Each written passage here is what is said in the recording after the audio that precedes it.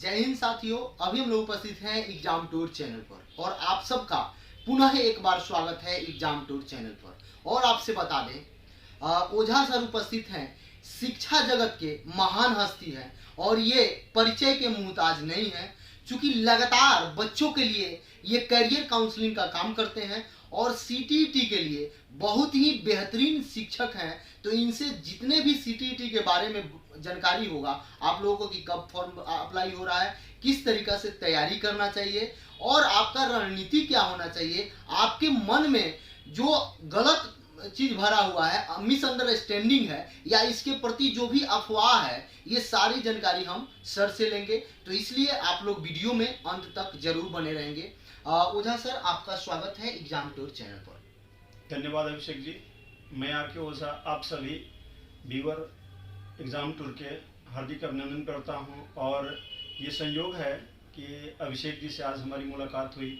इसके पहले भी हम लोग मिलते थे और ये अक्सर कहा करते थे कि सर कुछ समय दिया जाए, लेकिन आज कुछ समय उपलब्ध हो गया और जिसके बारे में हम ये कह सकते हैं कि सीटीईटी को लेकर जिसकी इन्होंने आज चर्चा की है अभी, और सीटीईटी के रिगार्डिंग इन्होंने ये प्रश्न रखा कि सर इसके बारे में बच्चों को कुछ अपने नॉलेज को रूबरू कीजिए, जो शेयर कीजिए। सबसे पहले तो मैं सीटीईटी के जो एस्पिरेंट हैं, जो भी प्रिपरेशन करने वाले हैं, कैंडिडेट हैं, उनको ये बता दूं कि 2022 सीटीईटी का जो एग्ज़ाम है वो दिसंबर में होने वाला है और इसके लिए नोटिफिकेशन आ चुका है। हालांकि एग्ज़ाम के फॉर्म अप्लाई करने का अभी कोई निश्चित समय सीबीएसई बोर्ड के द्वारा नहीं दिया गया है, फिर भी हम अपने सभी जो विद्यार्थी हैं, जो प्रिपरेशन करने वाले एस्पिरेंट हैं, उनको मैं स्पष्ट कर दूं कि तैयारी तो जारी रखनी चाहिए। युद्ध की घोषणा का इंतजार नहीं होना चाहिए, युद्ध की तैयारी होनी चाहिए। आप संघर्षशील हैं और अपने पैटर्न, अपने कंटेंट, सिलेबस की नॉलेज आपको होनी चाहिए। तो सबसे पहले अभिषेक जी, हम अपने जो व्यूअर हैं, जो हमारे विद्यार्थी हैं, उनको बता दूं कि 3 बातों पर आप हमेशा ध्यान रखिए कि आपके एग्जामिनेशन का जो पैटर्न है वो क्या है और सिलेबस, उसके यानी कंटेंट्स क्या शामिल किया गया है, उनके सोर्सेज क्या है, इत्यादि बातों पर अगर ध्यान आप रखते हैं तो आपका जो प्रिपरेशन है राइट डायरेक्शन में चलता है। हम अक्सर हमेशा अपने विद्यार्थियों को कहते हैं कि जो सीबीएसई के द्वारा जो एग्ज़ाम लिया जा रहा है सीटीईटी, उसमें 150 प्रश्न होते हैं और 150 प्रश्न 150 मिनट में आपको सॉल्व करना होता है। और उसके 2 पार्ट होते हैं, पेपर 1, पेपर 2 होते हैं। पेपर 1 1 to 5 यानी पेपर 2 6 to 8 होते हैं। एक डीएलएड होता है और एक बीएड के लिए होता है, लेकिन डीएलएड वाले जो ग्रेजुएट हैं वो भी 6 to 8 के लिए भी अप्लाई कर सकते हैं। आपको ये बता दूं कि अभी जो सीटीईटी 2022 होने वाला है, इसके संबंध में अभी फॉर्म अप्लाई का कोई निश्चित स्पेसिफिक डेट नहीं आया है, लेकिन तुरंत हो जाएगा ऐसा कुछ नहीं है, क्योंकि पहले नोटिफिकेशन जब आ चुका है तो फॉर्म अप्लाई का डेट भी आ जाएगा। तैयारी होती रहनी चाहिए। इसके लिए सबसे जो बड़ी बात है, हमारे अपने विद्यार्थियों को मैं बता दूं कि आप अगर पहले पर एग्जाम में बैठ चुके हैं कभी या फिर पहली बार बैठने वाले हैं, है ना, तो सबसे पहला कि आप प्रीवियस क्वेश्चन, बार बार मैं अपने विद्यार्थियों से कहता हूं, अक्सर ये मैंने एक्सपीरियंस किया है और अपने विद्यार्थियों पर इसका प्रैक्टिकल भी किया है कि प्रीवियस क्वेश्चन का जो रिवीजन आप करते हैं, प्रैक्टिस करते हैं, उसे बहुत बड़ी लाभ मिलने वाली है। और प्रीवियस क्वेश्चन और उसके पैटर्न को समझ जाने से आगे आपके जो जनरल स्टडी करते हैं, जो बुक्स पढ़ते हैं, टेक्स्ट बुक पढ़ते हैं, उसमें बहुत बड़ा उससे हेल्प मिलता है। तो सबसे रणनीति में आप शामिल कीजिए कि practice of previous questions, thereafter the whole process will be easy for you, because previous question आपको एक आईना दिखाता है। एक तो आप अपने क्या कहते हैं, आप कितने पानी में हैं, मतलब कि आपका प्रिपरेशन का लेवल क्या है, आपको पता है। इसके लिए अगर हम कहेंगे तो 60% क्वालिफाई करना है, यानी कि अगर हम कहेंगे तो 60% ओवरऑल मान करके चलिए। हालांकि अब जो क्वालिफाइंग करने के बाद जो अब जैसे कि गवर्नमेंट एजुकेशन डिपार्टमेंट का भी एक नोटिफिकेशन आया हुआ है, खास करके गवर्नमेंट ऑफ बिहार में, कि वैसे स्टूडेंट जो क्वालिफाई करने के बाद जितना स्कोर करेंगे उनके मेरिट में आ जाएगा। तो जितना ज़्यादा स्कोर कीजिएगा उतना आपके लिए हेल्पफुल होगा। तो इस तरह से आप ज़्यादा से ज़्यादा करने के रणनीति में पहला है प्रीवियस क्वेश्चन को शामिल करना। इसके आधार पर आप कर सकते हैं और फिर उसके बाद आगे भी, जैसा कि अभिषेक जी ने कहा कि कुछ और इसके रिगार्डिंग जो मिसकंसेप्ट है, मिसअंडरस्टैंडिंग है, या सीटीईटी के बारे में अक्सर रिमोर अमंग द स्टूडेंट्स ऐसे हुआ करता है। तो सबसे और कुछ बड़ा मिसअंडरस्टैंडिंग, रिमोर या इस तरह से मिसकंसेप्ट नहीं है। सबसे जो बड़ा अमंग स्टूडेंट्स ये है कि जैसे जब से ऑनलाइन एग्जाम शुरू हो गया है तब से हमारे विद्यार्थी को ये समझ में आ रहा है कि ये दो वर्ड आ गया है, एनालिटिकल और लॉजिकल क्वेश्चन होगा तो क्या होगा। तो कुछ हमारे विद्यार्थी पहली बार समझ गए, अब हालांकि वो कंसेप्ट से वो समझ गए हैं, क्लियर हो गया है कि लॉजिकल मतलब रीजनिंग पढ़ना होगा, एनालिटिकल मतलब क्या हो गया। तो ऐसा कुछ नहीं है। आप क्वेश्चन देखते होंगे असर्शन और रीजन से करके क्वेश्चन आता है, इस तरह से ऐसा कुछ नहीं है। और उसके लिए तैयारी भी रहना है क्योंकि प्रीवियस से ही उसका कंसेप्ट क्लियर हो जाएगा। और एक बात और आपको बता दें कि अभी जो 3 महीने का समय है, अगर पहले से आपने बीएड और डीएलएड कर लिया है ना, तो इसको क्वालिफाई कर जाए, इस एग्जाम में बैठे।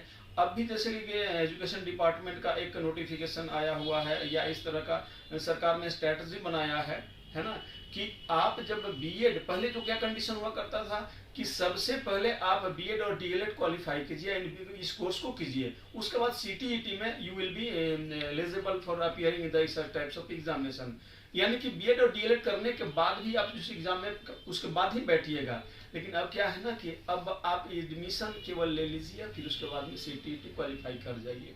पहले सीटीईटी क्वालिफाई कर जाइए और फिर उसके बाद में आप बीएड या डीएलएड कीजिए। ऐसी सरकार की एक रणनीति योजना बनाई जा रही है। चूंकि स्टूडेंट और टीचर का जो रेशियो है उसको मेंटेन करना है। और आप सबको मैं बता दूं कि आप इस सेक्टर में बहुत एम्प्लॉयमेंट या अपॉर्चुनिटी बहुत ज़्यादा है, तो आप इसके लिए तैयार होइए। शिक्षा विभाग में शिक्षक की नौकरी एक सम्मानजनक, एक क्या कहते हैं ओहदा है, एक गरिमा है। और आप इस सेक्शन में और इस सेक्टर में अपॉर्चुनिटी बना करके आप बहुत ज़्यादा इससे क्या कर सकते हैं कि अपने आप को एक ग्लोरियस कैरियर के रूप में आप इसे अपना सकते हैं। ऐसा नहीं मैं कहता हूं कि आप टीचर बनेंगे तो आपकी सैलरी कम होगी, ऐसा इस तरह कुछ तरह से ही नहीं होता है ना। तो रणनीति के संबंध में आप प्रीवियस क्वेश्चन पर हमेशा फोकस कीजिए और ये आपके रणनीति का एक मूल पार्ट होगा। पढ़िए सर, ये जो बच्चे हैं, आप जैसे बोले कि 3 मंथ का समय है अभी वर्तमान समय में, तो वो 3 मंथ में अपना स्कोर यदि बढ़ाना चाहते हैं, अभी यदि वो बच्चे टेस्ट दे रहे हैं, उनका कम अंक आ रहा है, तो उसको कैसे अपने अंक को ज़्यादा से ज़्यादा बढ़ा सकते हैं? उसके लिए तो आप तो प्रीवियस क्वेश्चन बता दिए, इसके अलावा उनको क्या करना चाहिए ताकि और ज़्यादा से ज़्यादा अंक बढ़े?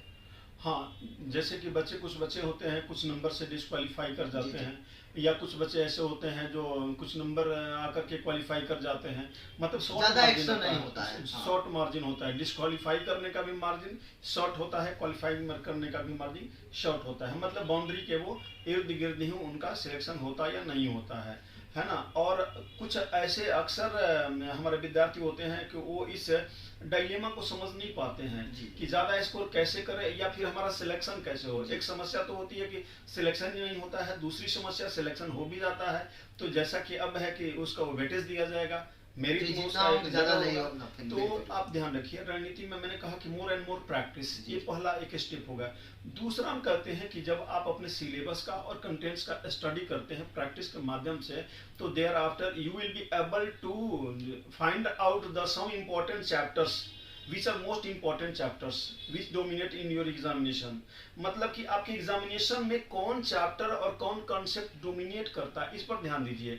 अगर मैं सीडीपी पेडागॉजी जो 30 मार्क्स का जो एक पेपर होता है उसकी अगर एक एग्जांपल के तौर पर हम चर्चा करते हैं तो देखते हैं कि अक्सर उस सेक्शन से हमारे स्टूडेंट को डायलेमा फेस करना पड़ता है। जो थ्योरेटिकल कंसेप्ट होता है, पेडागॉजिकल मैटर जो होता है, चाहे सब्जेक्ट से हो जाए फिर या फिर सीडीपी से हो जाए, तो वहां पर स्टूडेंट फंसते हैं। तो आपको बता दूं जैसे कि सीडीपी पेडागॉजी में मान लीजिए कि डेवलपमेंट चैप्टर है, उससे क्वेश्चन आते ही आते हैं। पियाजे, कोहलबर्ग और वाइगोस्की का सेक्शन ऐसा है, वो चैप्टर ऐसा है कि कम से कम 4-5 नंबर आता है।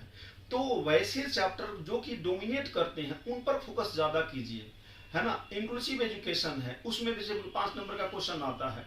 मेथड ऑफ टीचिंग है, 10 नंबर का आता है, पूरे सीडीपी जो चाइल्ड डेवलपमेंट उससे 15 नंबर का आता है। तो आप देखिए कि जेंडर डिस्क्रिमिनेशन से क्वेश्चन आता है, उस पर ध्यान दीजिए। आप जो अलग अलग डेवलपमेंट के जो थ्योरी दिया गए हैं उनसे क्वेश्चन आता है ना, सोशलाइजेशन से क्वेश्चन आता है, हेरिडिटी से क्वेश्चन आता है। लेकिन किस चैप्टर से कितना क्वेश्चन आता है, इसको नॉलेज अगर आपके पास है तो फिर आप मोर एंड मोर फोकस कीजिए, और स्कोर को आप मेरे ख्याल से अप्रत्याशित रूप से अगर आपके पास प्रैक्टिस करने की क्षमता है, मतलब बढ़ानी ही पड़ेगी, तो इस माध्यम से आप स्कोर कुछ ज़्यादा जंप करा सकते हैं। जंप करा सकते हैं मतलब प्रैक्टिस के माध्यम से वो ज़्यादा गेन कर सकते हैं। ऐसा हमारा एक्सपीरियंस है, और इस तरह का एडवाइस देकर के मैं अपने स्टूडेंट से फॉलो करवा करके ऐसा मैंने प्रैक्टिकल रिजल्ट गेन किया है। सबसे पहले आपसे बता दिया जाए कि यदि आप प्रैक्टिस करते हैं जितना ज़्यादा हो सके प्रीवियस ईयर, तो उससे भी आपका स्कोर बनेगा। लेकिन इसके अलावा यदि एक और आप काम करते हैं, जैसे कि ओझा सर ने बताया कि आप जो भी सब्जेक्ट का वेटेज जितना ज़्यादा है, जिस टॉपिक से ज़्यादा प्रश्न आते हैं, फिक्स है कि वहाँ से 5 अंक के पूछे जाएंगे, उस पर विशेष फोकस करें। सर एक बात और है, बहुत सारे बच्चे का ऐसा कमेंट आता है कि वह बार बार रिपीट करते हैं, लेकिन फिर भी कुछ ऐसा प्रश्न होता है जो हमेशा वह भूल जाते हैं। उनको लगता है कि अभी हम सही कर रहे हैं, लेकिन जब एग्जामिनेशन हॉल में जाते हैं और वहाँ वो मिस कर जाते हैं, तो एग्जामिनेशन हॉल का जो प्रेशर होता है उसको बच्चे कैसे झेल पाएं, थोड़ा उस पर कुछ प्रकाश डाल दीजिए। हाँ देखिए, ये अक्सर इस तरह की बातें आती है, एक साइकोलॉजिकल प्रेशर होता है। एग्जामिनेशन हॉल जो होता है, एक तरीके से कहा जाए तो मतलब कि एक सामान्य भाषा में बढ़ा हुआ वोल्टेज वो प्लेस का होता है। वोल्टेज इन द सेंस कि वो प्रेशर में होते हैं, और प्रेशर में हमारे जो सोचने की जो क्षमता होती है, जो इंटेलेक्चुअल एबिलिटी जो है, यानी तार्किक जो क्षमता है, थोड़ा सा कमज़ोर होती है।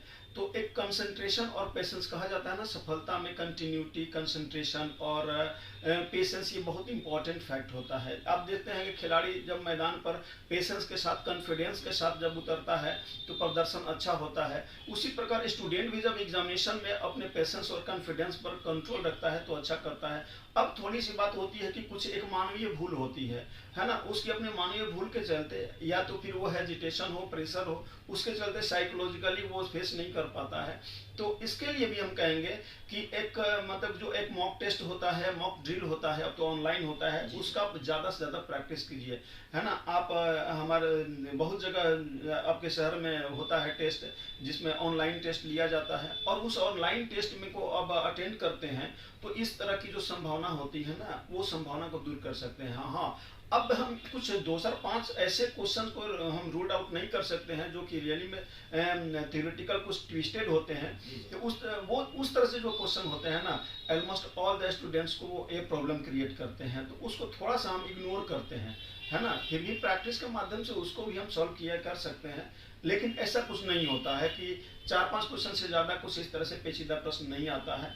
अगर आप पेशेंस के साथ तैयारी करते हैं तो ये आपके गंतव्य और आपका जो मंजिल है, आपका गोल है, दूर नहीं रहता है।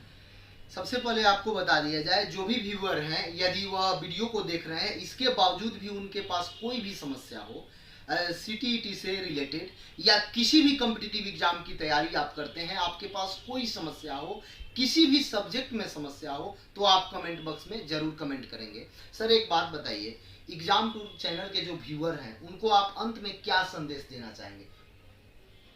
जो भी हमारे एग्ज़ाम टूर के व्यूअर हैं उनको मैं बहुत बहुत धन्यवाद दूंगा, और इन्हीं के साथ मैं उनसे कहना चाहूँगा कि एग्ज़ाम टूर आपके लिए दिन रात काम करता है, और अभिषेक जी आपके लिए जो स्पेसिफिक इन्फॉर्मेशन होते हैं हमेशा उसके लिए तत्पर होते हैं। और आप सभी को मैं इसके लिए ये मैं कहूँगा कि एग्ज़ाम टूर आपके करियर काउंसलिंग का हमेशा प्रयासरत रहता है, और मेरा भी जहाँ तक एक्सपीरियंस है, जैसा कि और अलग अलग चैनल में हम अपनी बातों को रखते हैं, शेयर करते हैं, तो आपके करियर से रिगार्डिंग बहुत तरह की जो उलझनें होती हैं, विद्यार्थी हमारे प्रिपरेशन में लगे रहते हैं और वो उनकी सफलता नहीं मिलती है, एटलीस्ट कहेंगे कि डिप्रेशन के शिकार हो जाते हैं। तो बाबू हम यही कहेंगे आप लोगों से कि लेवर नेवर गोज इन वेन, है ना। वर्क हार्ड, टुडे और tomorrow you will get your success definitely. और ये मैं ज़रूर कहूँगा कि सफलता जो मिलती है तो जगमगा के मिलती है और पूरी जोर और शोर के साथ मिलती है, और आप लोगों को भी सफलता मिलेगी, जाहिर है। जैसा कि हम देखते हैं प्रैक्टिकली बहुत इंटेलिजेंट पर्सन है, इंफॉर्मेशन गैदर करना और आप लोगों तक पहुंचाना मैंने एक डिफिकल्ट वर्ड है, फिर भी ये बहुत ही सहज और इजी वे में इसको कलेक्ट करते हैं और आप लोग को देते हैं। आज हमारी मुलाकात हुई इनके साथ, इसके लिए मैं इनको बहुत धन्यवाद दूंगा। और आप सभी व्यूअर को भी फिर कभी हम मुखातिब हो गए, समय मिलेगा तो और आपके साथ शेयर करेंगे। धन्यवाद। समय देने के लिए ओझा सर आपका बहुत बहुत धन्यवाद। आपका फिर से लगातार हम सर को आप लोगों के लिए प्रयास करेंगे, क्योंकि सर के पास समय बहुत कम होता है। फिर भी आप सब देखिए, कमेंट कीजिए। मैं कोशिश करूंगा कि कम से कम 10 से 15 दिन पर आप लोगों को ये मोटिवेशन का क्लास देते रहें, इसी तरीका से मोटिवेट करते रहें ताकि आप सफल होके। जय हिंद, जय भारत, जय युवा।